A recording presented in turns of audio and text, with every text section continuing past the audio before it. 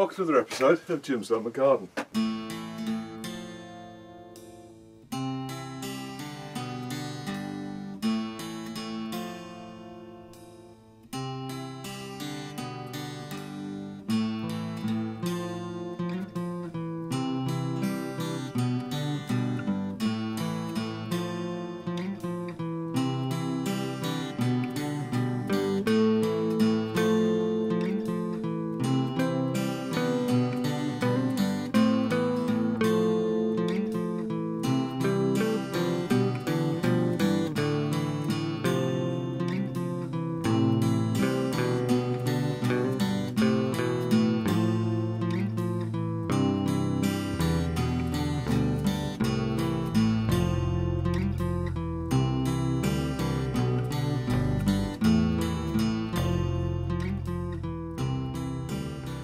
Okay, quick update in the greenhouse. As you can see, the tomato plants have continued to develop. We've got loads and loads of tomatoes on. As you can see, some of these have split. Now that's typically down to ununiform water, and this is why you should always water tomatoes every day. If they do suddenly swell, they'll tend to split like this. I mean, they're still good to eat, but you know, you can get some fruit sort of swelling like that. So those three at the end there, those are the Sunrise Gold tomatoes, and then all of these here, as you can see, we've got Moneymaker. Now the plants are looking a little bit tired now. The leaves are starting to sort of droop a little bit. They've had plenty of water, but it is quite hot and humid today, so that's why they're suffering a little bit and sort of showing a few signs of fatigue. At the end here we've got the two Gardener's Delight. These are the little cherry tomatoes. Again, these have split, as you can see. That's sort of down to irregular watering, but on the whole they're all doing really well. Obviously what I want to do now is get all of the tomatoes ripened, so what I'm doing is leaving the ripe tomatoes on for a few days. That'll send the rest of them to start ripening, so we don't end up with any green tomatoes at the end of the season. But that's what the tomatoes are looking like. Now the grapevine is doing really well. As you can see, the grapes have really swollen over the past few days. Past few weeks since I did a video, so these are pretty much ready to pick now. So what I'm going to do is pick probably 2 or 3 bunches now. As soon as they're eaten, then I'll come back and pick some more and so on. So we'll eat all of these grapes in the next sort of few days. I did get a question on the channel, how do you know what you're going to do with the grapes if you don't eat them. Basically all I'm going to do is just keep cutting bunches of grapes off and eating them, and then over the next 2 or 3 weeks we'll basically eat all of the grapes that are in here. So that's the first greenhouse. This is just some celeriac that wasn't used, and then at the bottom here we've got some Don Pedro flowers, which I never really potted up and planted out. But that's pretty much the first greenhouse. I'll just go around to the second greenhouse where we've got the tomatoes, sorry, the peppers. So in here, these are all the peppers. Obviously these are the Mohawk horn peppers. As you can see, they've gone to a really good size now. Now I've got a few of them just starting to, first of all they go dark like this. You can see that one's going dark at the bottom there, and then they get sort of ripe and then they turn red, as you can see that one there. So they've done really well. This is the Marconi peppers. I've not tried one of these yet. I'm assuming they're hot. But as I say, I've not grown these ones before, but there's quite a few that have turned sort of orangey, so I'm assuming that they're almost ready. This is one of the Mohawk ones here that are just starting to colour up. As you can see, the red starting to form in there. And then all of these here and the ones at the back there are the jalapenos. As you can see, we've got these sort of ranging from this green, sort of quite big, to these sort of ones here that have gone red. Now if you're not going to use your chilies straight away, most certainly with the sort of the jalapenos, there's a number of ways you can store them. Obviously you can pickle them, or you can chop them up and just freeze them, which is typically what I do. So I typically use jalapenos in cooking quite a lot, and all I do is basically cut the top off and then sort of chop them all up finely, put them into a little sort of plastic box or a bag in the freezer, and then they'll keep in the freezer up to 12 months, and then you just take out, you know, however much you need for when you're cooking, and then you can put that straight into your cooking from there. Right, on this side, these are all the sweet peppers. And as you can see, we've got quite a variety of peppers over here, ranging from these these purple ones are now starting to turn red. And the smell of pepper in here now is quite strong, to be honest with you. These are sweet peppers here, so we've got some orange ones. These green ones here don't look like they're going to change colour, so I think that's actually a truly red one, sorry, truly green one. And then we've got some at the back there that are turning red. As you can see there, they're starting to turn red, the bottom there. And then we've got some more red ones here. And these, I'm not quite sure what these ones are going to turn to be honest with you. Then we've got some orange ones over here, as you can see at the back there. There's some quite nice ones in there forming that are now turning orange. This one here is turning orange. Got some more, a few more jalapeno plants here, which are in smaller pots. And then this one here I think is going to stay white. So I'm not quite sure when they're ripe, but what I'll do is I'll take one off there and just try and see what it's like. But I think they're probably ready to eat now. But that's basically what the peppers look like. So we've had a really good crop. The ones that are purple are now turning red, as I say. So that's what the second greenhouse looks like.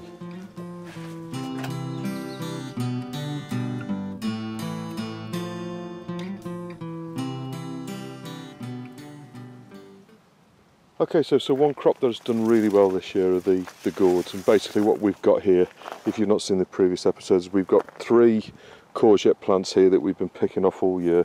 There's some quite large ones on there now, as you can see, so they're going to be taken off. They won't be wasted, they'll be given to the chickens.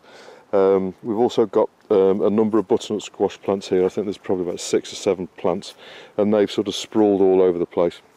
And you can see we've got butternut gourds here, there's 2 down here. Now there's 2 there as well, and then there's 1 there, 2 at the back, and then you can see there's some more over here. Now they're not going to get any bigger now. You can see that they've changed colour. They start off life being sort of green with sort of speckledy bits on like we've got here. As soon as they start to go brown like this, they're not going to get any bigger. So basically the best thing to do now is to pick these off the plant. Now what the best way to do is to cut the stalk here with something sharp like secateurs. They're quite tough, so you probably need secateurs or a good sharp knife to cut through. As I say, leave about 1 inch or 2 inches of stalk on there, and then these can go in the greenhouse to ripen off and you know, sort of finish off. But being on the ground now, if we do get a sudden downpour of rain, the wet ground will potentially damage them. So the best thing for you to do with your butternut squashes now is to basically cut them off, put them in the greenhouse, let them ripen off fully in the greenhouse, and then these will basically store for well, I've had them storing for about 9 months in the house. As long as you keep them reasonably cool and obviously frost free, they will store really well. The pumpkins, as you can see here, were kind of a yellowy colour. They've now kind of turned this sort of orangey colour now. So there's 1 there, there's 2 on the top over there, and there's 1 just down here. Now they're not going to get much bigger, so we could potentially move them up to the shed as well. But as you can see, the vines, I don't know if you can see on this one here, the vines coming down, and that's basically the vines sort of dying back now, so the chances are the pumpkins aren't going to get any bigger than that. And for the remainder of the courgettes, you know, as you can see, the leaves are starting to go kind of silver now, which is a really good sign that the plant's starting to shut down. And there's no sort of new courgettes coming. There are some flowers over here, and there's some little ones sort of forming here. So I'm going to leave the plant, but these larger courgettes that are on here, which are basically no good now. You know, I mean, you can still eat them, but typically when they sort of get any bigger than kind of 6 inches long, we typically feed them to the chickens. So I'm going to feed those, all of those to the chickens. Now I've just spotted a butternut squash here. Can you see this one here? So that's basically as they start now. So what I'm going to do, I'm not going to take the vines out. All I'm going to do is cut off the butternut squashes that are basically already ready. I'm going to leave the vine here, the plant here, because there is potential that some more could grow. But you know, but for the ones that are basically already ripe, and the best thing to do is to cut them off, and then the plant will then focus its energies on these new ones that are coming. So I'll just do that now, and I'll show you what it looks like when I've got it finished.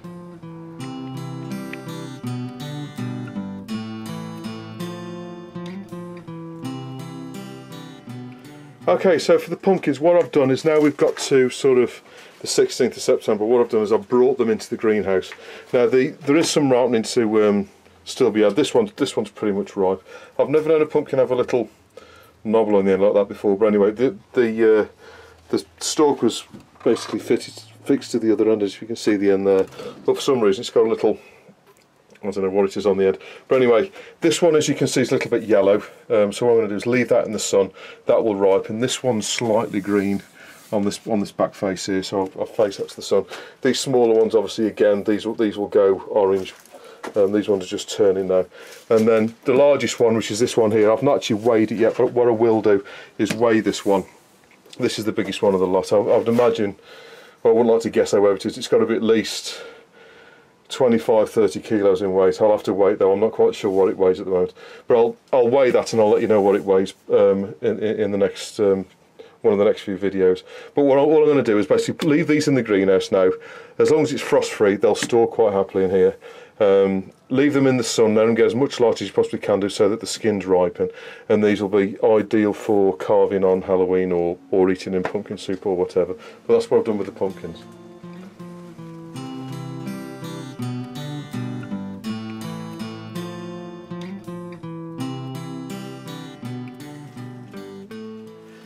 Okay then, for the butternut squashes, as you can see, what I've done is I've basically taken them off the plant and I've left a sort of 2 inches or so of the stalk on there. Now the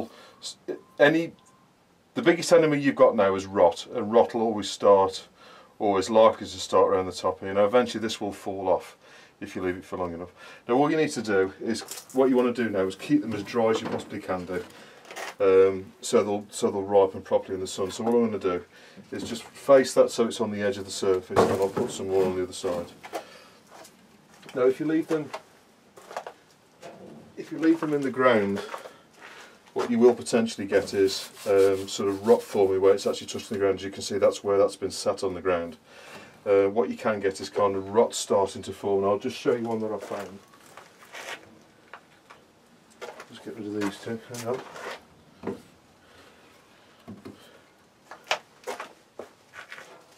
Right there, so as you can see, this sort of rot started to form in that one there. As you can see, that's starting to blemish. Now, there's nothing wrong with that. It's still solid. If you push it with your thumb, you know, that's still solid. But I will most certainly use this one first. As I say, as soon as they change to this sort of pale colour, they're basically ready to use. But what I'm going to do is leave that one upright like that to keep that as dry as possible, and then I'll be using that one first. Now, they do tend to come in a variety of shapes and sizes. Obviously, you know, you've seen them large ones there. These are some of the smaller ones, more like the ones you get in the supermarket, really. But all you need to do is just lay them on the surface. Get any sort of dirt or anything like that off. These are just grass cuttings, really. Because if you remember, these were all sitting on grass cuttings. And then just lay them in your greenhouse like that. As I say, I always typically put them on the side because they can't fall over that way. Obviously, if you put it like that, it can potentially fall over. But if they do sit quite nicely upright like that, so there's no reason why you can't leave them sort of upright, because you're going to get the most amount of airflow if you leave them upright like that. But put them somewhere so if they do fall over, they don't fall onto anything or fall off the surface and obviously break, and obviously that's damage. But that's the crop that we've got so far off all of the plants. So I don't know how many we've got. What's that? 2, 4, 6, 8, 10, a dozen, 12 butternut squashes off those plants down there. So I've not done too badly. You typically get, well, I typically get about 3 to 4 butternut squashes off each plant, depending on how closely you put them together. Obviously, the further apart you put them, the more water and resources each of the plants have got, so they're more likely to create more fruit. But that's what the butternut squash. Now, what you need to do now is not damage them in any way, shape or form. Make sure when you pick them up, you handle them carefully. Put them in the greenhouse. You know, basically don't break the skin in any way, because that's where the bacteria is going to get in and obviously rot it. So you need to keep them as dry as you possibly can do. Let them ripen off in the greenhouse for a few weeks, And then basically I've found that if you keep these in the house, they'll keep in the house all over winter. What you can't let them do is freeze. So if they're in the greenhouse or in the shed or wherever, and it's going to freeze, obviously these will freeze, and then the matter inside them will freeze, and then obviously that will get damaged, then it'll just rot from there and in. So keep them frost free, keep them as cool as possible. But I'm just going to leave them in here just to finish off ripening. So that's the butternut squashes.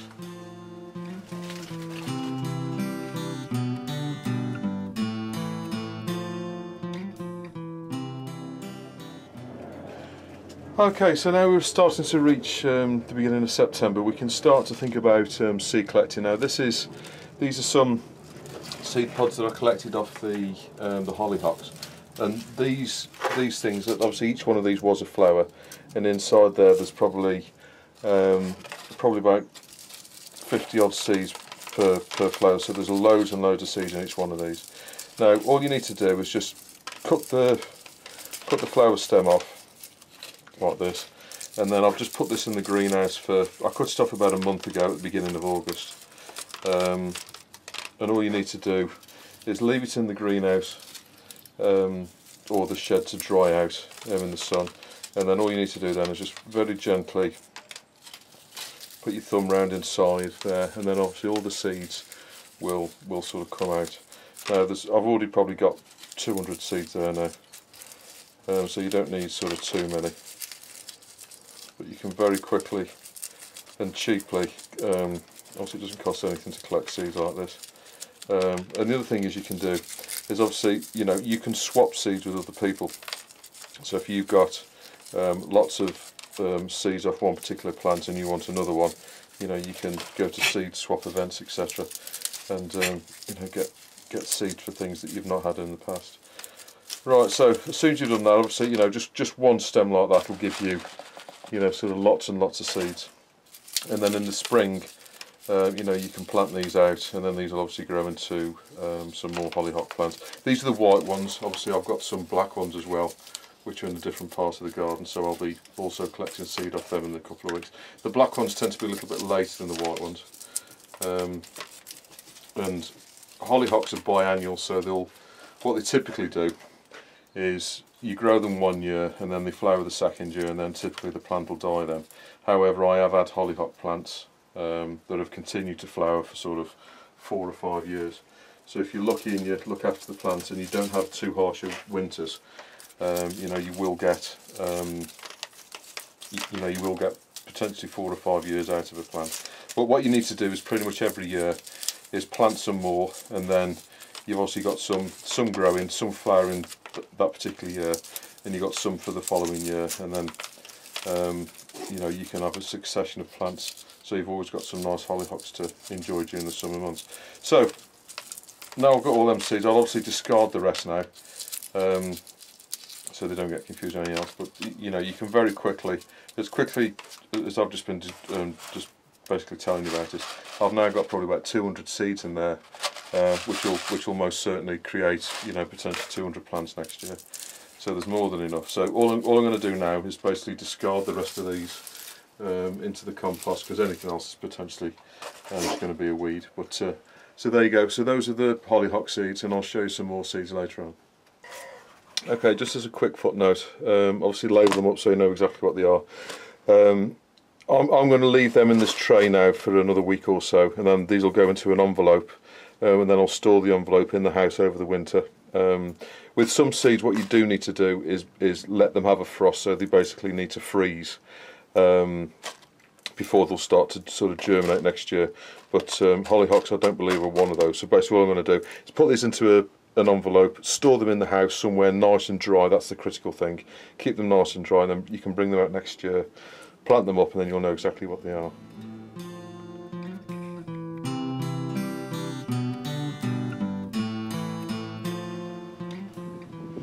Okay, so this is where the sweet peas, obviously you can just see the last few just coming out, and as you can see the seed pods are starting to open on the sweet peas, so that gives me a good sign that they're ready to be picked. So any seeds are always best left drying on the plant if the weather conditions allow it, but as you can see there's plenty of seed pods all over, and so what we're doing is picking these off, and then I can be collecting the seed from those.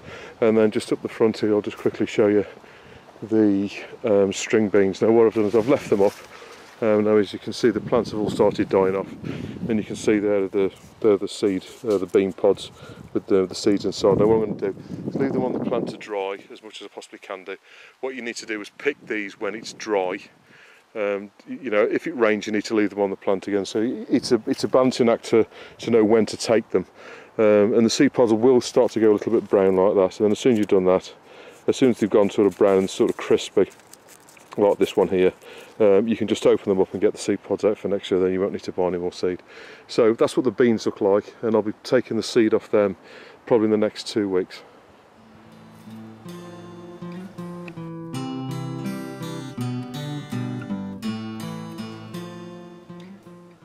Okay, following on from the seed, so this is basically I've picked the biggest sunflower that we had this year. And what I've done is I've waited for these outer sort of little petal bits to go yellow. As you can see, that's dry now. With drying sunflowers, it's a balancing act, but basically again your biggest enemy is most certainly moisture, because what you'll get is there's obviously a lot of starch in there and sugar, which will basically feed any kind of fungus. So this will go this will get infected by fungus quite quickly. So what you want to do is keep it in the greenhouse in the sunlight to get it as dry as you possibly can do, as quickly as you possibly can do, and then that'll be the least amount of you know, chance of any sort of fungus sort of forming on it. So keep it in a well vented greenhouse, keep it as warm as you can, or even in your house. Just let it dry off properly, and then within the next couple of weeks you'll start to see that these seeds will start to become loose. And if you can see, they're actually stuck in at the moment, but if you do that, they should start to fall out. And then basically put them on a baking tray, let them dry out in the house on a windowsill or something like that, and then they'll be perfectly good to grow your sunflowers for next year. Okay, so they're the hollyhock seeds. Now they've been in there now for a couple of weeks, so they've basically dried out. Now all you need to do is get yourself some cheap white envelopes, and then you're basically going to store them in here over the winter. So all you need to do, so you don't get any sort of mould on them or anything like that, which is your biggest sort of enemy now. So we'll basically just put them into the envelope like that, and then obviously label them up so you know what's going on. Seal those up, and now what I suggest you do is keep these in your house, put them in a drawer or something like that, nice and dry in the house. Don't leave them in the shed, because they're likely to sort of get sort of moist and sort of cold and damp and that in the winter. So just label them up so you know what's going on. I've done exactly the same thing with the black hollyhocks, and they'll go into another envelope. In exactly the same way, I've just collected the seeds from the Don Pedro planter, which is the pink seeds. And you can see the pink flowers. I don't know if you can see there, the seeds are similar to kind of a little bit like coffee beans really, but that's what they look like. And these are basically just fallen off the floor, sorry, off the plant onto the floor. So I've just been and collected 50 or so seeds there, which will be able to do some more plants next year. Again, seal them up, keep them in the house somewhere sort of frost free, and you know, and in the drawer, nice and dry, and then they'll store for next year. Some seeds you do need to let them have a frost. So what sometimes what it's worthwhile doing is put them in the freezer, nice and dry. Put them in a plastic bag, put the whole lot into a freezer, let them freeze, and then sort of bring them out. But these most certainly don't need frost to germinate next year. So there's two more lots of seeds, and I'll show you some more seeds going forward.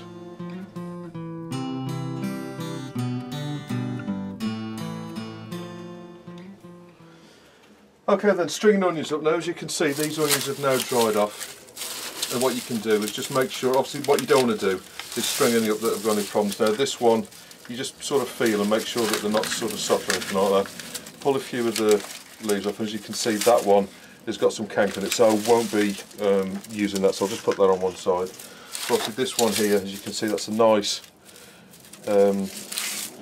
clean onion. It feels nice and firm. It's got a bit of a stalk on it so you can tie it up. So what you can do now is, the roots should have pretty much dried out now, but what you can do is just get a pair of scissors like this and just trim the roots off. You can do this before or after, it doesn't really matter, but make sure there's no sort of soil in there that's holding any moisture, and then just chop those roots off, and that's basically your onion ready to go to be strung up. So what you need to do is just go through. That's another one that's gone a bit soft. So that can either be ditched or used straight away. In fact, there's a couple of these that have gone soft. There's a good one. As you can see, just pull off the leaves like that. Again, just tease out any dirt that's in the roots. Chop that off like that, and that's the next one ready to go on. Just get one more. So what you're doing now basically is you're getting rid of all of the moisture. There's a bit of moisture in that one, that's no good. This is that rain that we had at the back end of August. So pull off the skin like that until you get to. You can tell by feeling the onion what it should feel quite firm. And again, all you need to do then is just cut the roots off like that, and then you can string it up ready to go. So what I'll show you now is how to string the onions up as soon as you prepare them like that. Okay, so the first thing you need to do is get some string now. Nylon string won't do for this because the nylon will cut into the side of the onion, you know, the top of the onion. So use string like this, some twine or something like that. And what you want to do is measure out. What I always do is measure how long you want it. Now I'm not going to put loads of onions on here because this year my crop wasn't brilliant, to be honest with you. But I need sort of 2 lots, sort of that long, which is about, oh no, probably about 2 foot. So what I'm going to do is just reel out some more. And what you want to do is end up with effectively two loops of string. I'll just cut that off there. Right, just get rid of that. Right, so what I want to do here is, so you've got 2 loops of string. I don't know if you can see that, but I've got 2 loops there, and then if you just do that to one end, and then what you want to do now is tie all of those together like that. Just put it in on itself like that. So what you've got in there, you can cut off the excess there. So what you've got there is 2 loops of string. I don't know if you can see that. So I've got 2 loops like that. So 4 lengths of string in total running from each at the end. And what you can do there is you can hang at the well, you can do it all around really. You can put the knot at the bottom if you like. So that's the string there. I'm just going to move the camera slightly so you can see it. So there's the bottom of the string there. Right, so the first thing you want to do is put an onion on right on the bottom there. So start with a reasonable sized onion. What you want to do is go through the loop, so the onion's going through like that, and then go back on yourself, and then back into the same loop the opposite way around like that. So basically what you're creating is like a figure 8, even though you can't see it there, and then just go back through again like that.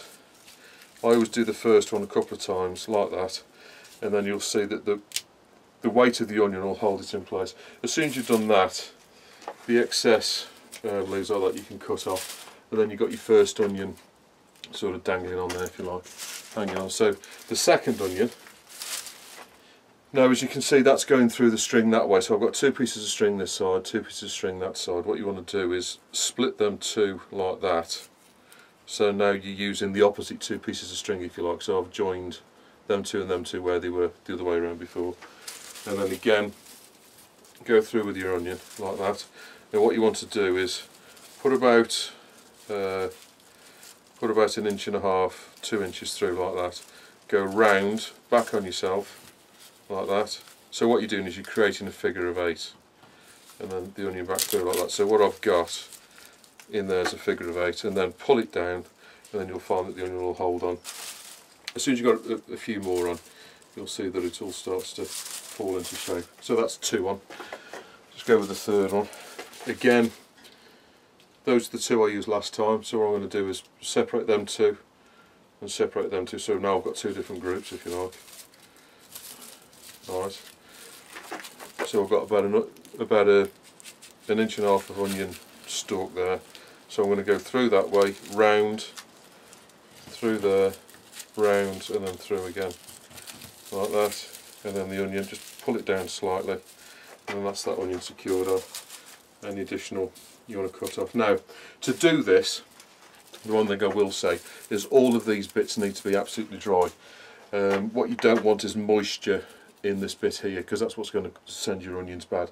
So what you want to do is make sure that your onions are perfectly dry, so when you first take them out of the ground, if it has rained, you need to make sure that you know, the onions have perfectly dried out and you've got no moisture left in the onions. So leave them lying on the bench like I have here, and then cut off all the roots like I've shown you earlier, so that there's no dryness. Take off any loose skins like this, and basically what you're doing is you're not making the onions look nice doing this, even though that's not the reason you're doing it. The reason you're doing it is to take any moisture away that could possibly be there. That's the reason why you're doing it, because the moisture is what's going to send the onions bad. Again, I've regrouped the pieces of string, about an inch and a half or so there, back round, figure of 8, back round again, and there's your next onion on there. Just continue doing that and you can build the onions up. So I'll do a few more and I'll show you what it looks like at the end. Okay, so there the onions all strung up, so I'll just continue to do that up the string, and then they'll store quite happily like that in the shed for at least 6 months. So I hope this episode was of some use to you. Please don't hesitate to put any comments or questions you've got below, and I'll always get back to you. And I'll see you on the next episode of Jim's Garden.